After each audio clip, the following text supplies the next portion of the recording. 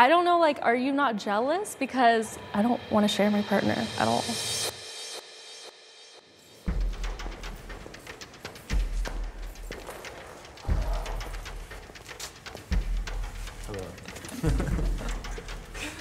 And I have my polyamorous people on the left spotlight and my monogamous people on the right spotlight.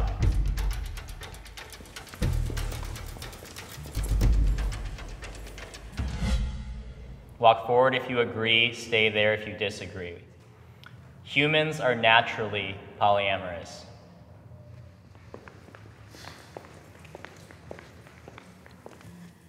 We would be the ones. The way I think of myself as polyamorous is even more broad than sexuality, and it's just simply like, you know, I can see the beauty in and adore and love qualities of an infinite number of people if I just recognize myself in another person. Yeah, we don't just love one kid, we love multiple children. We don't just love one friend. Maybe we only just love one job. We're in LA, hell, we probably have 12 jobs amongst the three of us here. How many people have gotten divorced and remarried and it's like, oh, I'm on my 4th marriage, you know, like, how does that work out? It's like...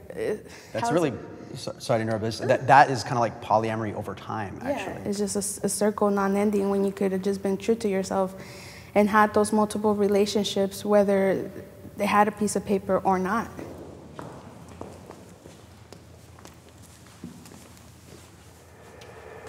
I understand that a lot of marriages fail, but at the same time, I feel like a lot of people don't put in the effort that they should. If people are willing to try and do the best that they can and try to be the best for this one person, it can definitely work. A lot of people in polyamory want to use the divorce example as the reason for why they're polyamorous. And I understand, but at the same time, you can't really know until you try it. And a lot of people that are monogamous think that polyamory is just all sex, you know? I've been with the same guy for 6 years, and I've never felt like I needed to be with someone else. And if I did, I would have just left him, as bad as that sounds. I just can't imagine, like, feeling equally for 2 people. Yeah. It doesn't have to be equal, though. It doesn't. No. So you, like, I mean, for lack of better words, like, rank your partners, like... Well, yeah, you have a primary partner. So in most, even in polyamorous relationships, I'm in an open relationship, not polyamorous, which isn't about just sex, but it isn't... I do have a primary partner who I live with and who I spend time with and I share bills with and I share a family with. And then I have other partners maybe who I share dinner and drinks with, or we have a similar career interest and someone who I just love making out with. So I think that there are, yes, there's compartmentalized ways, and there are people who do have 2 equal partners. I think that's probably the minority versus the majority. Just like the monogamous relationships, nobody's marriage is the same. It's what you make it. It's the boundaries you make. It's your relationship. It's not nobody else's relationship. I got a high five you on that one. Took us to church right there. I am in love.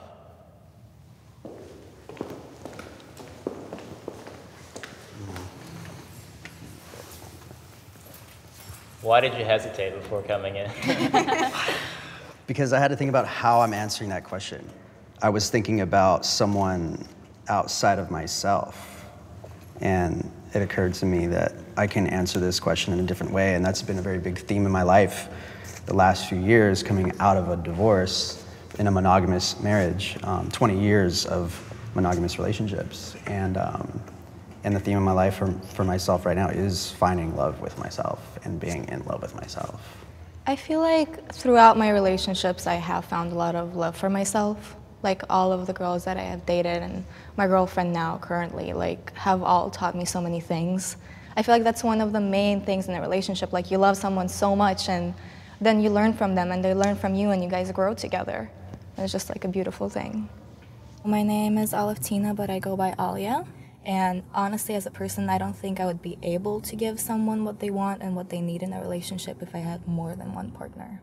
I've been married for 2 years, but I've been with my wife for over 8 years, and she was my only girlfriend.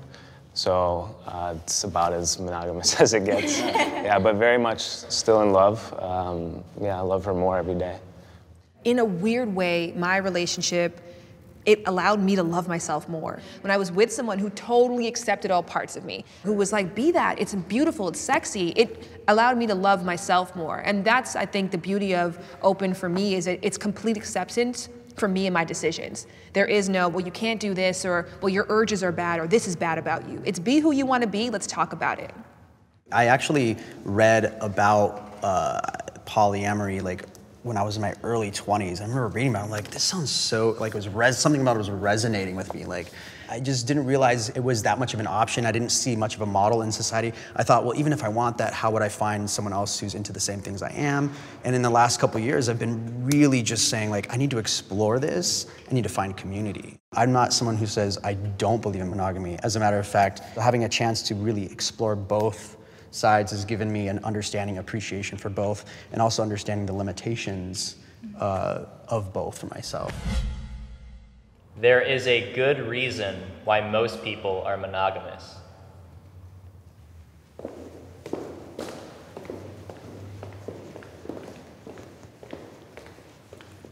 I don't know, like, are you not jealous? Because I feel like that's the main reason why I wouldn't be able to do that, is 'cause I don't want to share my partner at all. Yeah, I don't share. It's like, I am with you and you're with me. And, you know, we're together and we're growing, and if you don't want me anymore and you want to go explore other things, go and explore them, but on your own, you know. I think that's crazy. Just because in every other area in our life, you have to control jealousy. Jealousy is not an attribute to be proud of. To say I'm a jealous person, like if you're at work, you can't be a jealous person and function well at the office. You can't function well in your family or with your friends as a jealous person. And so why in this one area of your life do you say, this is where I get to be the person that I can't be anywhere else? The idea of jealousy of I'm afraid because I've put so much, which is kind of like the slot machine approach. I've sat in this machine, I put in so many quarters, I want to, you know, reap the benefits. But if this is someone that you love, does that extend to that? If he said, this is someone that I think might be a better fit.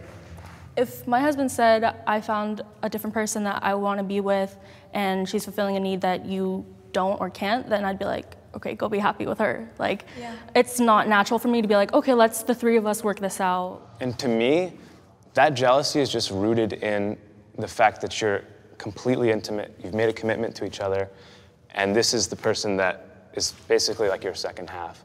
Having that jealousy for your significant other is beautiful in a way.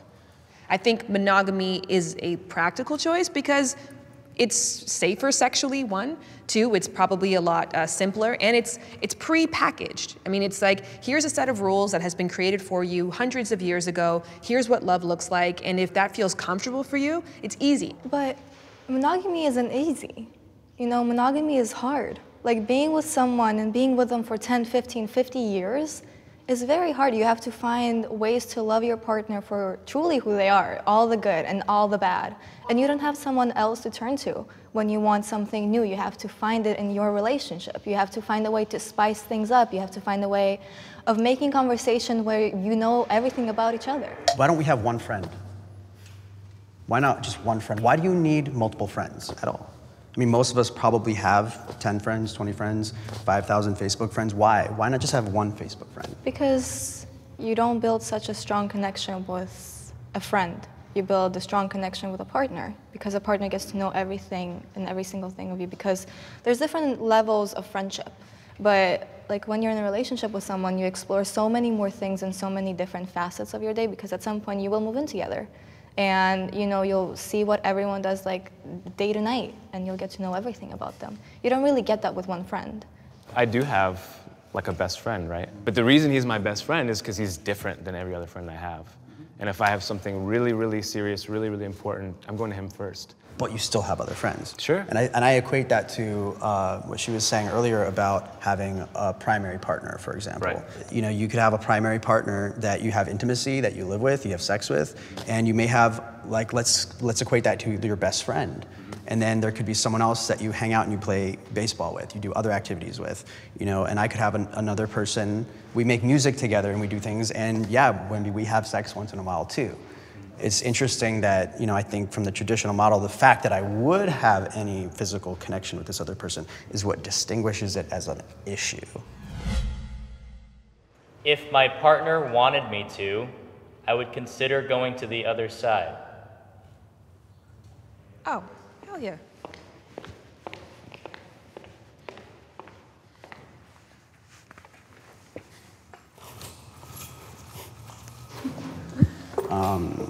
I was monogamous for a lot of my life, and that was for the reasons that felt authentic to me at the time. And I've been non-monogamous for some time now, which has been authentic for me for this time. And I think that for me, the important thing is always keeping an open mind and realizing that life is constantly evolving. I think one of the things I disliked about monogamy, or when I was in a monogamous relationship, is all of the you need to or you shoulds, or that we have a prearranged agreement of what loving each other means, and if you don't obey that, it's over.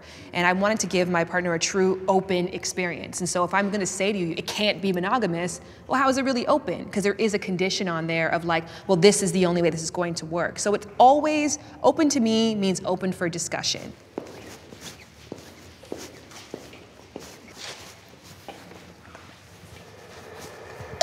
Can I jump in on what you said about like loving and fully accepting someone? I just know that I as a person wouldn't be able to be in a polyamorous relationship and keep myself happy. So if my partner were to suggest, I would say, I don't think I'm capable of doing that. And I would still love them, I would support them, I would want to be friends with them, I would want them to be as happy as they can be, even if that doesn't involve me in their life. I think what the strength that non-monogamy has over monogamy is that we're saying, who are you? Who am I? Let's figure out something that makes sense for us. Versus, this is what I was told love is, let's try and do that thing. I don't feel like I live that way because someone told me to. I just don't have the want to add other people into a relationship. If you don't have that desire, then that's authentic to you. Yeah. And I think that so many people on this earth have the desire, and they think they don't have the option. My name is Jasmine. I actually married my very first boyfriend. We just eloped and we got married about 2 years ago. We've been together ever since. A good sex life is necessary for a good relationship.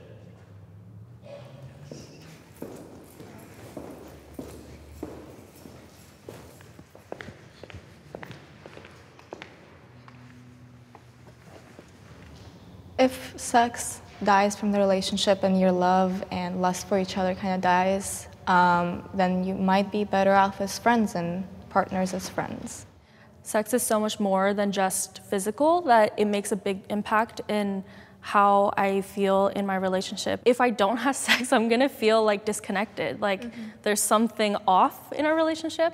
Ultimately, I talk about sex for a living. It's a big part of my life. It's a big part of my reset. If I'm not having sex with you, I'm doing it myself. Like, I really enjoy it. Orgasm has ridiculous amounts of health benefits, and it just feels great. So I love the physicality of it. But I also think that every person should really define what are the top 5 things you have to have in a relationship. And for a lot of people, sex doesn't hit that top 5. And if it doesn't, that's okay. You can still make a relationship work without sex being a priority. But if you're someone like myself, you can't.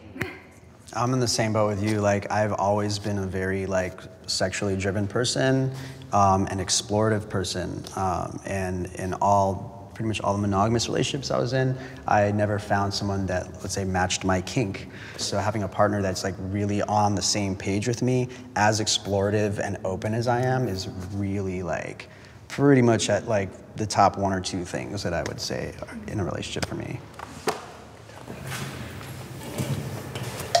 Sex isn't everything in life. If the sexual tension is there, awesome, but what happens after the sexual tension is gone?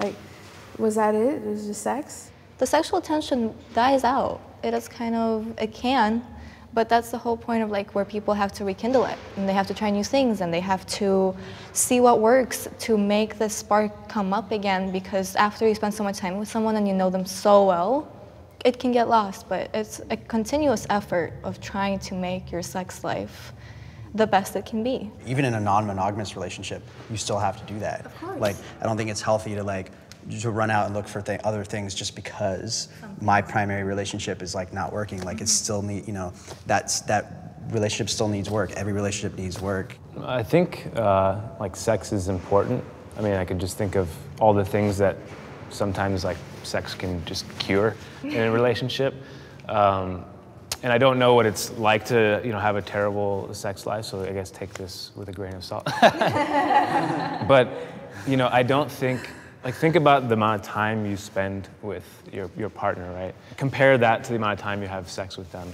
I think a lot a lot more happens besides sex, and a relationship is, I mean, it's like how much fun you have, like the intimacy you share, conversations, everything, right? You know, making sex not just about sex, like it's about connecting to someone, right? So I feel like it's a space, it's a really amazing space to explore that connection in the closest physical way you possibly can. I feel like if sex was your first priority, you wouldn't really be in relationships. You would be finding sexual partners that fit you, but you wouldn't really care about anything else. So I feel like sex plays a big role, but also we're puzzles. Like we have so many pieces and we have so many needs and so many things that we want to fulfill. But sex, I think, is pretty important for most people. I've been attracted to other people while in a relationship. Oh, hell, motherfucker, yeah.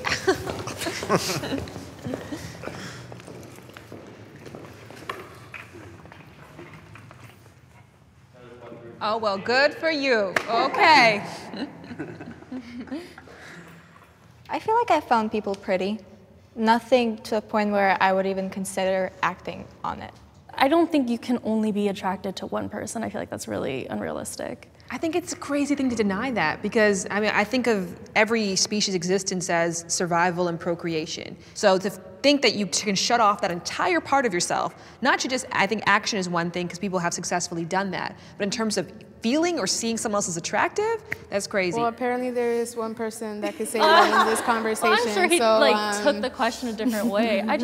I can't wrap my head around. I think it's totally possible. Like we can all be wired a little bit differently. Like we're all on a different point in the scale. And I think our life experience also shapes us to a degree as to where on that scale we are. Tell us. Please tell me. Please tell me. So I know I'm gonna sound crazy, and I know it's something that I always have disagreements with my friends, and I think it is a little bit of what you said, you know, being wired differently. In the beginning, when I first started dating my wife, I was giddy, like in love that like there was just this giant bubble around our relationship. But then as we matured in our relationship, we got married. What I felt uncomfortable with is looking at other women. Like it actually made me feel uncomfortable. So the same way that I train myself to like, if you want to call it suppress or whatever, other feelings and impulses I have, I do the same here. So whenever I see a girl, like, yeah, I'm gonna walk down the street and I'll turn my head or whatever, and there'll be a girl wearing almost nothing or whatever. What I've like built in is literally an instinct to just look away and not think any further. What's weird to me is like the conversations I'll have with other people where they'll look at someone of the opposite sex, find them attractive, and keep going, and like mentally they're having sex with like all these weird things, and that's like really uncomfortable for me. You're not saying like, oh, I was born only thinking this one person is attractive. Right. You're saying you trained yourself to be that way. Pretty much. Okay, that makes a lot more sense to me. Yeah. I would feel incomplete without my partner.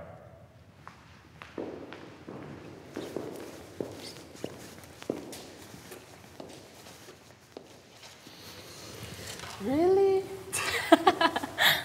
Honestly, if I would have never met my partner, I wouldn't be the person I am today. In the past year of dating my girlfriend, I have become so different, and I have learned so many things, and I have started taking care of myself so much more than I was a year before I met her.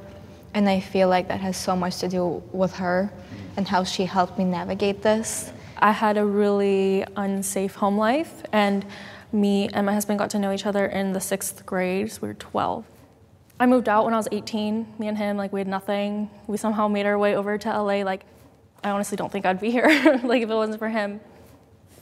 What are we disagreeing on again?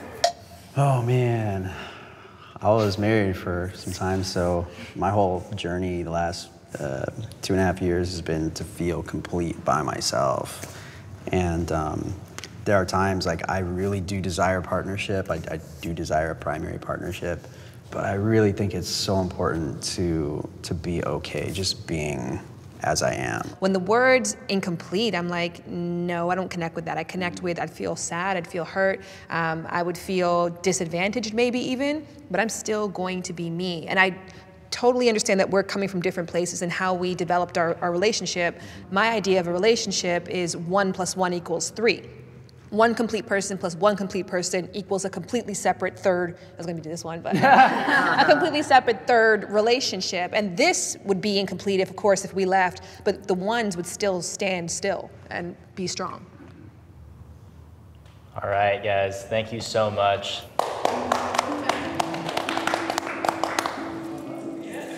Hey guys, my name's Dan. Thank you so much for watching Middle Ground. We love having these kinds of discussions, and we love to have you guys chime in on what you guys thought about this episode and what you would like us to do in future episodes. So if you like us, subscribe here, and you can watch more stuff here. Thank you.